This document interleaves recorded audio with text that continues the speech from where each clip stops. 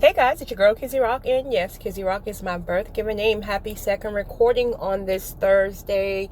So I'm sitting outside waiting on someone to come out, and I pulled one of your random emails, and this is from a young lady who wanted me to give my opinion on her feeling like she is the quote-unquote black sheep of the family. She is a chosen one and all this good stuff. And so I know I've talked on this before, but she is new to the channel, so I didn't want to say, hey, go ram through all these recordings. But my friend, you said you are the chosen one, so welcome. Welcome to a lifestyle of being misunderstood, being often feeling like you're alone, often feeling like you don't have support, often feeling like you're the one that has to take on so much stuff, right?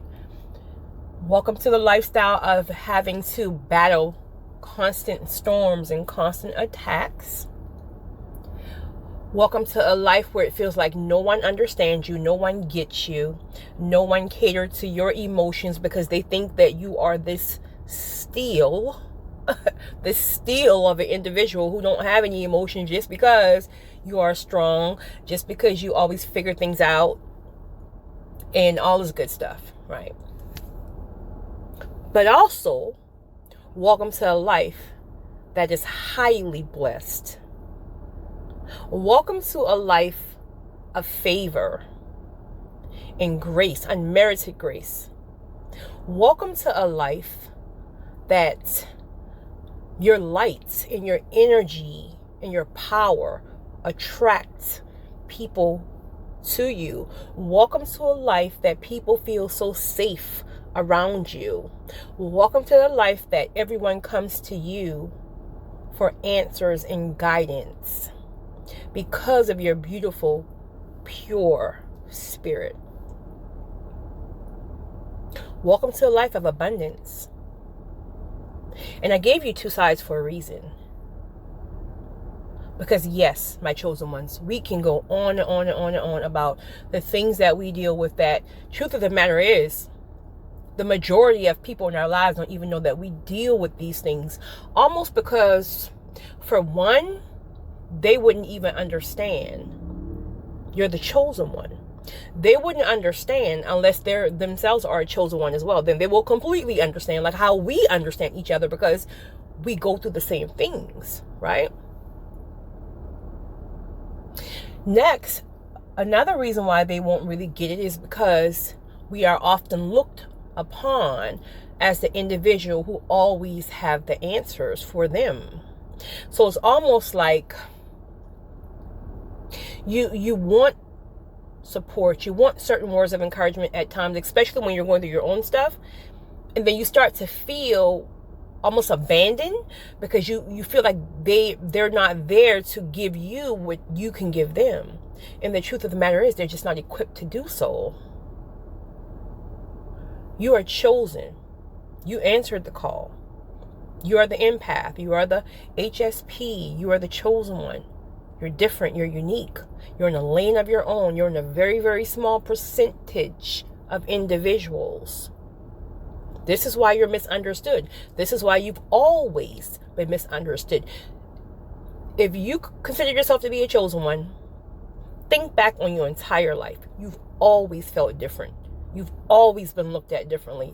And outcast is not always a bad thing. I used to think like that word outcast was a bad thing. It's not. It just means you're unique. You're just different. I mean, personally, I've just never, ever had a desire to fit in. Like some people, they know they're different or they know they stand out, but it's almost like they still want to fit in.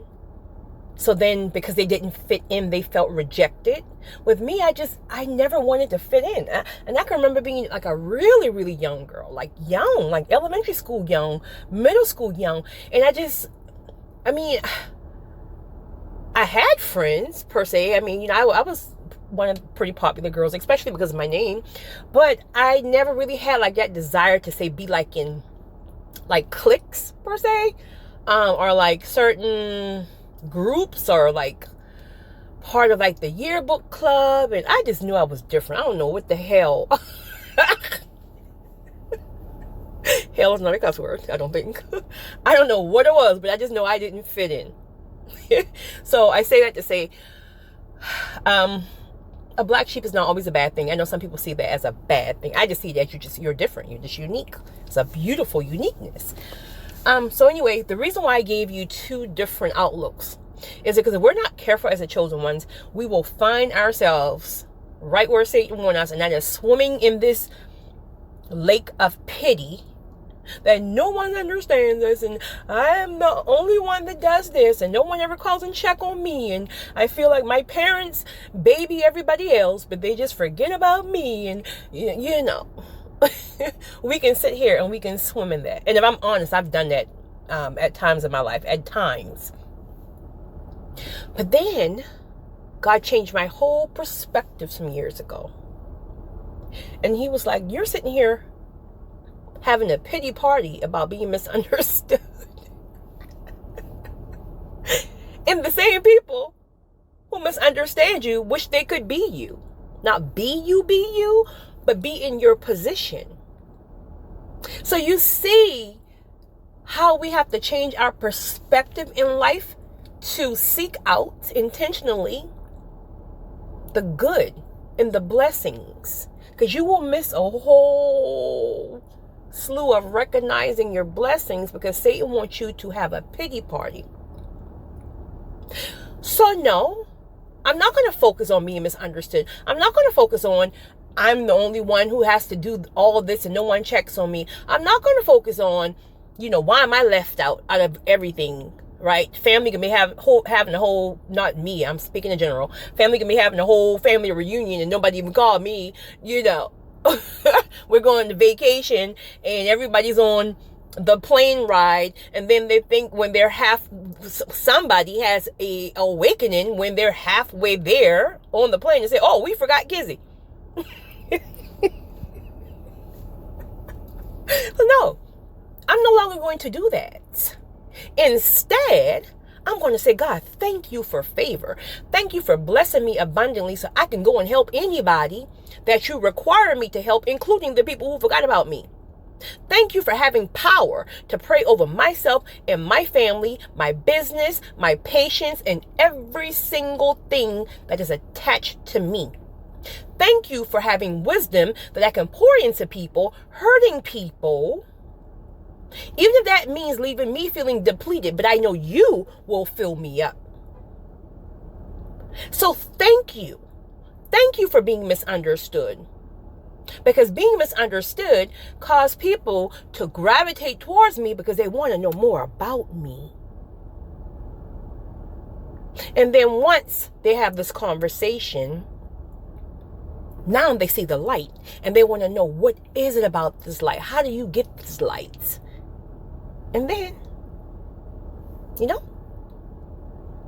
so being the chosen one, my friend, it's very hard. It's extremely hard. I lied to you not. Just 3 days ago, I was talking to one of my staff members about this. I promise you we were just talking about this. And she just had a moment.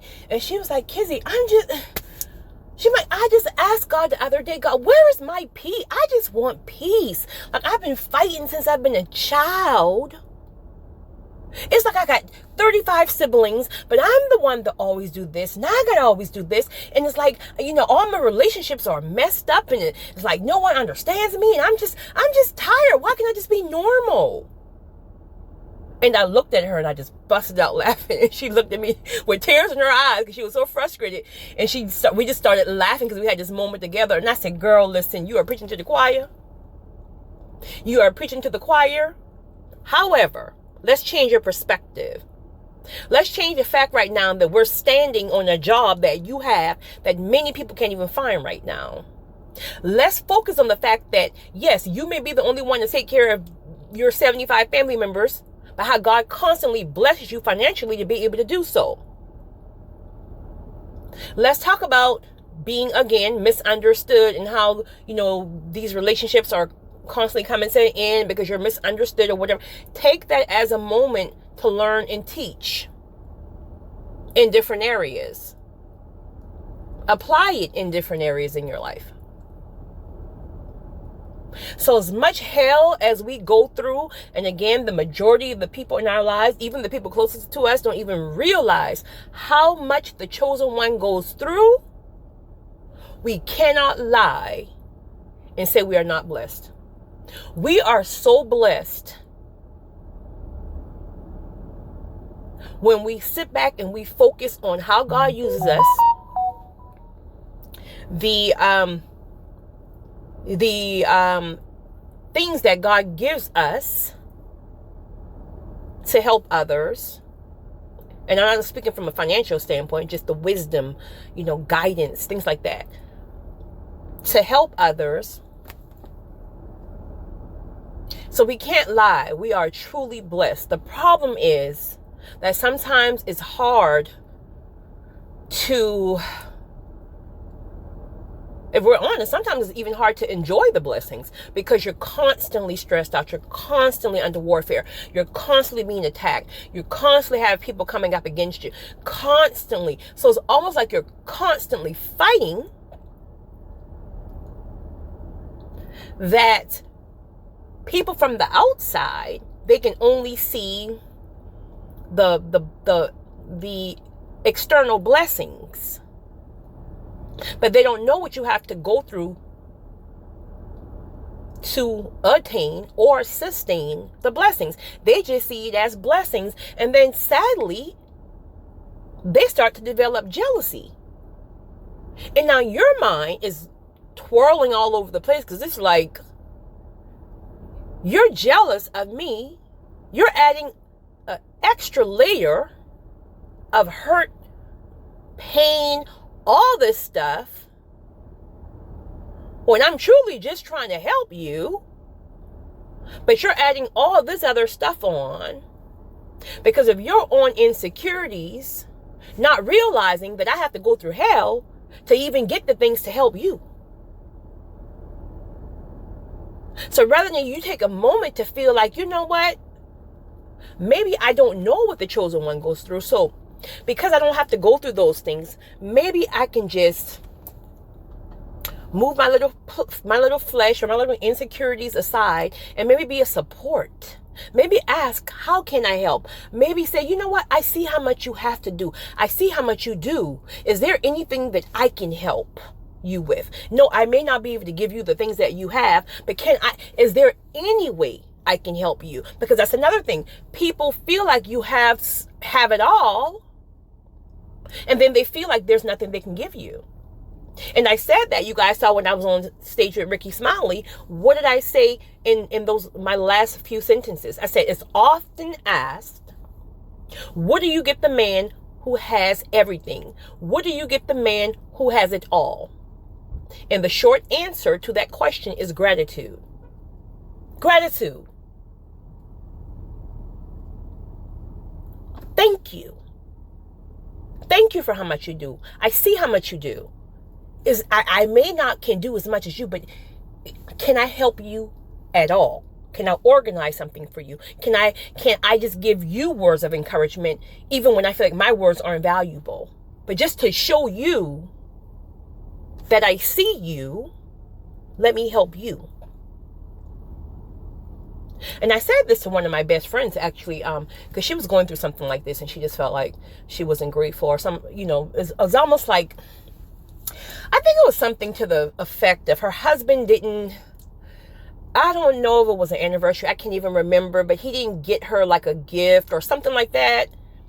And when they had like this blow up or whatever, he said to her, well, I just don't even know what I can do because, you don't let me help, any other time. It seemed like you got everything and I don't even know how to help you. So I was telling her that that's something that I had to be intentional about working on some years ago. Sometimes when people really, really feel like you have it all and you don't open that space and that pathway for them to feel like they can help you, they won't do anything because they just see you as a strong person who has it all together and you always have the answers. So what the heck am I going to get you? Because it wouldn't even seem like it is anything. And little do they know, it's the small things. Listen, let me tell you this right quick. Okay, my birthday was just September 14th. So I'm grateful for all the gifts that I got, right? So one of the more high-priced gifts that I got was a Gucci bag and the matching slippers with them. Beautiful. Loved it. Receipt in the box, $3,000. So as I opened my gift, I mean, it was very, I was excited, I'm just not one of these girls. I mean, I like nice things, don't get me wrong, but I'm just not that chick who gets excited over, So, of course I showed my gratitude. But then, when I came back to check on one of my patients, one of my patients and one of my staff, they gave me 2 cards. The card had $0 in it. But the words in those cards: gratitude. Thank you for everything you do. Even though you're busy, you always make time for us. Thank you for being a boss, but yet on the other side, the flip side, I can call you on a personal level where you can pour into me. Thank you for always being a light. Thank you for always giving great directions. Thank you for never giving up even when times got tough. Thank you for allowing me to feel so safe that I can trust you when I've never trusted anyone. Even when my own family left me, you didn't. Those words, I would take those 2 cards. If I had to choose between that and my most expensive gift, I would choose those cards. I'm not giving back the bags and and I ain't giving it to you either. So don't email me about it. I'm happy for my bag. I'm happy for my slippers. But I'm just saying, when it comes down to the chosen ones, you can't buy us. I don't want no $1 million, ring and necklace. I'm not even a girl who likes jewelry like that anyway. But my point is, if you're listening and you're having a hard time trying to figure out what you can do, it's the small things like that. The small things. So, sis, I hope you, and I'm telling you this as I process this stuff too, because if I'm 100% honest with you, like, that's another thing. As a chosen one, your phone is Jesus. As a chosen one, your phone's going to constantly blow up. Your email's going to constantly blow up. And you just, But what can you do? You're chosen. What can you do? I lost my train of thought. Sis, I'm processing this as I speak to you. And if I'm honest with you, I can't even sit here and tell you that I have that 100% down yet. I still struggle. I still struggle with, for example, I was under the weather last week. Ask me how many people call and check on me. Ask me how many people call and check on me when they knew I was in the ER. But on the flip side, if that had been somebody who I knew who was in the ER or who was under the weather, more than likely, I would have been down to the ER with them. If not, I would have been calling, what do you need? Don't even go to the store. I'm going to pick some things up. That's just, you're chosen. So we be in our feelings because people don't reciprocate what we give, but we have to change the perspective and understand that we're cut from a different cloth. And people just don't get it. They don't understand. But we have to also understand that we are chosen to pour into people. We are chosen to serve. So we got to stop looking at it like, okay, I serve you, you serve me. And that's not what we want to do. We just want some small little gratitude, right? But we got to stop looking at it from that sense and just see it as we are here to serve. We are here to help people. We are here to, and guess what? The last thing I'm going to say to you, and this is 100% true in my life, and I hope you receive this too.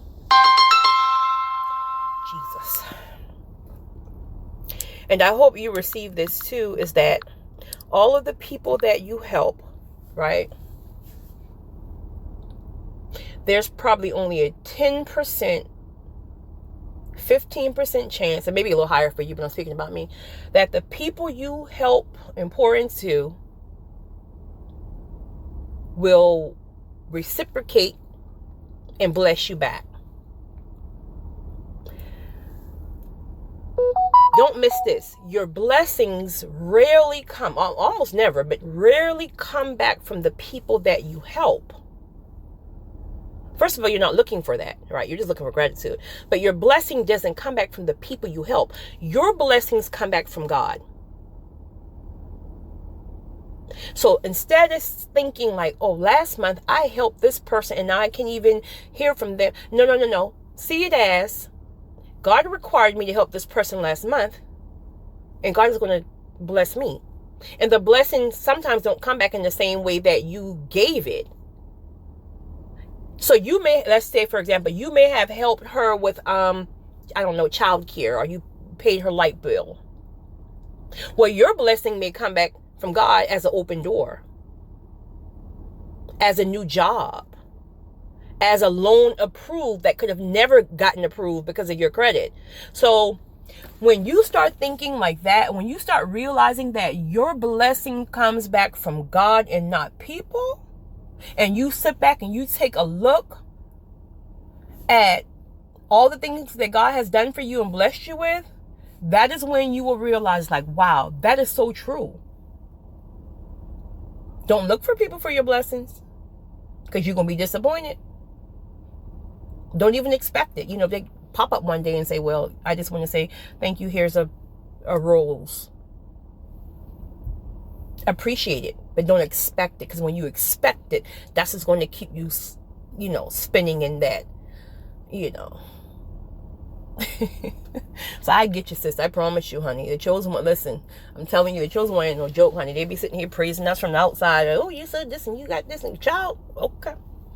Come live this life. I bet you people want your blessings. Meet me right quick. I'm going to give you everything and watch it crack your back like a lobster. Stop envying people, because you don't know what people have to go through. You just don't know.